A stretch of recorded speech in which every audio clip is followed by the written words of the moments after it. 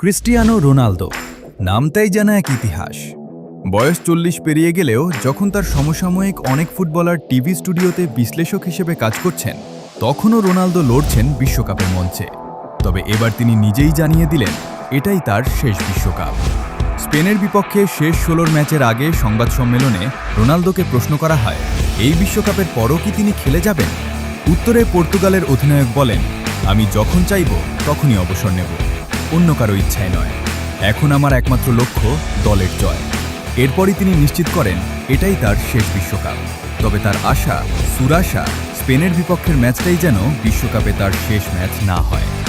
কয়েকদিন আগে রোনালদোর বোন বলেছিলেন এই টুর্নামেন্ট শেষেই জাতীয় দল থেকে বিদায় নেবেন তিনি। কিন্তু রোনালদো স্পষ্ট জানিয়ে দিয়েছেন আবেগের বশে নয়, নিজের সময় মতোই সিদ্ধান্ত নেবেন। 2030 সালের বিশ্বকাপ হবে পর্তুগাল, স্পেন ও মরক্কোয়। তখন রোনালদোর বয়স হবে 45 বছর। সেই বিশ্বকাপে খেললে ইতিহাসের সবচেয়ে বয়োজ্যেষ্ঠ ফুটবলার হওয়ার সুযোগ থাকলেও রোনালদো ইঙ্গিত দিয়েছেন তার আগেই হয়তো বুটজোড়া তুলে রাখবেন। তার আবেগঘন কথায় ফুটে ওঠে ফুটবলের প্রতি ভালোবাসা। তিনি বলেন, একদিন তো বুটজোড়া খুলে রাখতেই হবে, কিন্তু মাঠ ছাড়ব নিজের সবটুকু উজাড় করে দিয়ে।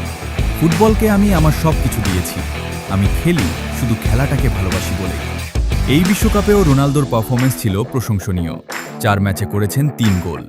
উজবেকিস্তানের বিপক্ষে গোল করে গড়েছেন টানা 6টি বিশ্বকাপে গোল করার অনন্য রেকর্ড। আর ক্রোয়েশিয়ার বিপক্ষে গোল করে ভেঙেছেন নকআউট পর্বে গোল না পাওয়ার আক্ষেপও। এবার শেষ 16তে সামনে স্পেন। এই প্রতিপক্ষের বিপক্ষে রোনালদোর স্মৃতিও দারুণ। 2018 বিশ্বকাপে হ্যাট্রিক আর 2025 নেশনস কাপের ফাইনালেও ছিল তার গোল।